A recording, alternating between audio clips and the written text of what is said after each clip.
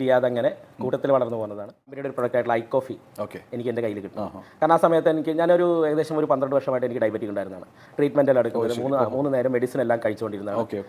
Medicine കഴിച്ചിട്ടും എന്ത് സംഭവിച്ചെന്ന് വെച്ചാൽ എൻ്റെ വലത് കാലിൻ്റെ ഒരു സൈഡ് കാൽപാതൊക്കെ തരിച്ച് പോയിരുന്നു. അപ്പോൾ ഡോക്ടർ പറഞ്ഞു ന്യൂറോപ്പതി ആയിട്ടുണ്ട്, ഇനി അത് കണ്ടിന്യൂ ചെയ്ത് കഴിഞ്ഞാൽ ചിലപ്പോൾ വൂണ്ട് വന്നു കഴിഞ്ഞാൽ കാല് കട്ട് ചെയ്യേണ്ടി വരും, അപ്പോൾ വളരെ ശ്രദ്ധിക്കണം എന്നൊക്കെ പറഞ്ഞ ഒരു സാഹചര്യത്തിൽ ഞാൻ ഐക്കോഫി കഴിച്ചു.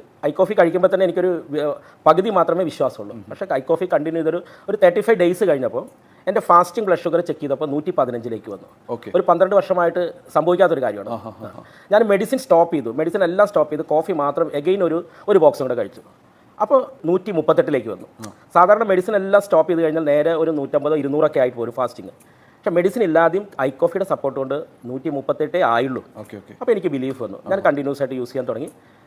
പതിയെ മെഡിസിൻ്റെ ഡോസ് കുറയ്ക്കാൻ സാധിച്ചു. ഒരു വർഷം കഴിഞ്ഞപ്പോൾ മെഡിസിൻ തന്നെ കംപ്ലീറ്റ് സ്റ്റോപ്പ് ചെയ്യാൻ സാധിച്ചു. നോർമലി കണ്ടീഷനിൽ പോയിക്കൊണ്ടിരിക്കുകയാണ്.